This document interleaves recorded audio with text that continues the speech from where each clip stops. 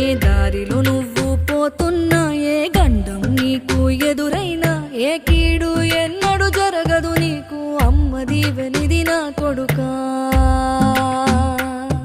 ఈ దిక్కులు నీతో కదిలేను, ఆ చుక్కలి దిష్టి తీసేను, ఏ గాలి ధూళి సోకదు నిన్ను, అమ్మ దీవెనిది నా కొడుకా. ఏ పిడుగుల చప్పుడు వినపడినా, ఏ బూచోడికి